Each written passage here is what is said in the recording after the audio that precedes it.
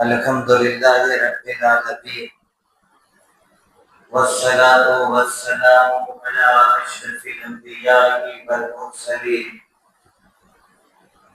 وعلى آله وأصحابه أجمعين. أما بعد، فقد قال الله تبارك وتعالى في القرآن المجيد والفرقان الحميد: أعوذ بالله من الشيطان الرجيم، بسم الله الرحمن الرحيم. ولو كنت فظا غليظ القلب لانفضوا من حولك. صدق اللہ مولانا العظیم. آئیے سب سے پہلے بارگاہ رسالت و آل رسالت صلی اللہ تعالی علیہ وآلہ وسلم میں ہدیہ درود و سلام پیش کرنے کی سعادتیں حاصل کریں اور پڑھیے بابا سے بلند: اللہم صلی وسلم وبارک علی النبی الأمی وآلہ وصحبہ اجمعین کما تحب وترضى بأن تصلی علیہ. لی خمسۃ اطفی بها حر الوباء الحاتمہ المصطفى والمرتضى وابناهما والفاطمہ. روز اعظم بمن بے سر و سامہ مدد قبلہ دی مدد کعبہ ایما مدد معین الدین حسن عالم بناگے بسوئے ما غریبا یدنگاگے. اے اشرف زمانہ زمانہ مدد نما درہائے بستہارا ذکر دے کرم کشا. عزیزان گرامی، خطبہ مسنونہ کے بعد میں نے جس آیت پاک کے جز کی تلاوت کرنے کا شرف حاصل کیا، اللہ تبارک و تعالی جل مجدہ مجھے اس کے تعلق سے حق کہنے اور آپ سب کو حق سننے اور اس پر عمل کرنے کی توفیق عطا فرمائے. خالق کائنات رب الارض والسماوات جو مالک شیخ جہاد بھی ہے، ارشاد فرماتا ہے جس کا مفہوم یہ ہے کہ اے محبوب، اگر آپ ان کے لیے، اے محبوب اگر آپ تند مزاج سخت دل ہوتے تو وہ آپ کے آس پاس رہنے سے پریشان ہو جاتے. اس میں حضور علیہ السلام کی نرم دلی کے بارے میں بتایا گیا کہ حضور علیہ السلام نرم دل ہوئے اسی بنا پر جو بھی آپ سے ملاقات کرتا تو وہ آپ ہی کا ہو جاتا. حضور علیہ السلام کے حسن و جمال کی داستان سنی جائے یا فضل و کمال کو دیکھا جائے یا جود و نوال کا تبصرہ کیا جائے تو ہر ایک پر یہی کہنا پڑتا ہے کہ اپنی ہر خوبی میں تنہا آپ ہیں. مصطفی ذات یکتا آپ ہیں اور یک نے جس کو یک بنایا آپ نے. حضور علیہ السلام کے حسن و جمال کی تابانیوں کو بھی صحابہ کرام نے اپنے اوراد میں سمیٹنے کی کوشش کی تو آپ کے فضل و کمال کو بھی سیرت نگاروں نے اپنے صفحات کا حصہ بنایا اور جود و نوال کو بھی اپنے سوچ کے آئینے سے لا کر کے کتابوں کے اوراق میں لکھا۔ غرض کے حضور علیہ السلام کی سیرت ایسی سیرت ہے کہ آپ کی زندگی کے ہر گوشے کو سیرت نگاروں نے اجاگر کرنے کی کوشش کی ہے۔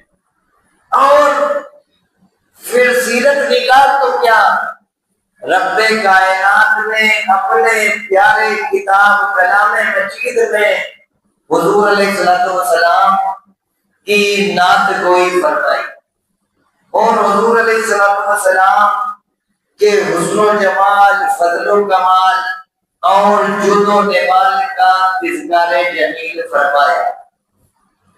آج 23 صفر المظفر، آنے والی 25 صفر المظفر امام اہل سنت سیدنا اعلیٰ حضرت امام احمد رضا خان محدث بریلوی رحمت اللہ تعالی علیہ کا عرس پاک ہے، اور انہوں نے بھی سدا یہی پاٹ پڑھایا، یہی سبق سکھایا کہ کیجئے چرچا انہی کا صبح و شام، ذکر آیات ولادت کیجئے، اور جو نہ بھولا ہم غریبوں کو رضا، یاد اس کی اپنی کثرت کیجئے۔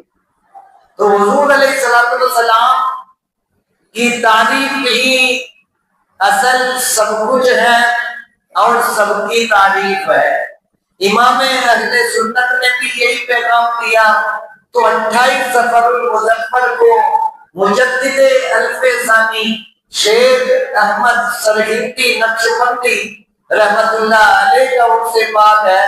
وہ فرماتے ہیں کہ حضور کی مثل کی لوگ بات کرتے ہیں، حضور کی مثل تو اس دنیا پر آنا ہی ممکن نہیں ہے، اس لیے کہ ہر چیز کا سایہ ہوتا ہے، اور سایہ سب سے لطیف چیز ہوتا ہے۔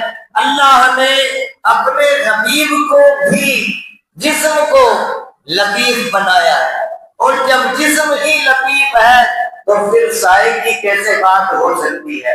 حضور علیہ السلام کا حسن و جمال دیکھ کر کے، یہ حسن و جمال کا عالم یہ تھا کہ سیدہ آمنہ سلام اللہ علیہا فرماتی ہے کہ حضور علیہ السلام اس خاندان کیتی پر تشریف لائے تو میں نے اپنے گھر مکے سے شام کے محلات کا نظارہ کر لیا۔ وہیں دوسری طرف ام المومنین سیدہ طاہرہ عائشہ صدیقہ سلام اللہ علیہا فرماتی ہیں کہ ایک بار کی بات ہے، میں اپنے حجرے میں کپڑے کی کچھ سلائی کا کام کر رہی تھی کہ اچانک سوئی مجھ سے نیچے جا کر کے گر پڑی۔ اب کمرے میں اندھیرا تھا، چراغ کے لیے جلانے کے لیے تیل بھی نہیں تھا کہ میں روشنی کر سکتا۔ رات کا وقت تھا، حضور علیہ السلام مسجد نبوی شریف سے حجرہ مبارکہ میں تشریف لائے۔ حضور نے جیسے ہی مسکرا کر کے سیدہ کی طرف دیکھا، آپ کے دانتوں کی چمک کی برکت اتنی ہوئی کہ میں نے اپنی گم شدہ سوئی کو تلاش کر لیا۔ یہ حضور علیہ السلام کے انوار کی برکات ہیں۔ سیدنا ابو ہریرہ رضی اللہ تعالیٰ عنہ ایک حدیث بیان کرتے ہیں جس کا مفہوم یہ ہے کہ حضور علیہ السلام کے حسن و جمال کا عالم یہ تھا کہ جیسے 14ویں رات کا چاند آسمان پر۔ پھر فرماتے ہیں کہ نہیں، یہ تو ایک مثال دے رہا ہوں، ورنہ آپ سے زیادہ حسین تو نہ اس سے پہلے کبھی ہوا ہے اور نہ اس کے بعد ہوگا۔ یہ حضور علیہ السلام کے حسن و جمال کی باتیں ہیں کہ پیغمبر جو سابقین انبیاء و مرسلین کی جماعت تھی، ان میں سے چند انبیاء کرام نے آپ کے امتی ہونے کے لیے تمنا کی۔ آرزویں کی اور بلکہ دعائیں کی۔ سیدنا ابراہیم خلیل اللہ علیہ السلام کعبے کی تعمیر سے فارغ ہوئے، رب نے فرمایا پاک ابراہیم کیا مانگتا ہے؟ تو فرمایا ربنا وابعث فیہم رسولا منہم یتلو علیہم آیاتک۔ رب اے ابراہیم اپنے رب سے مانگتے ہیں تو کہتے ہیں اسی آخری پیغمبر کو میری اولاد میں کر دے جو تیرا بھی محبوب ہے اور جو سخت دل نہیں ہے بلکہ نرم دل ہے۔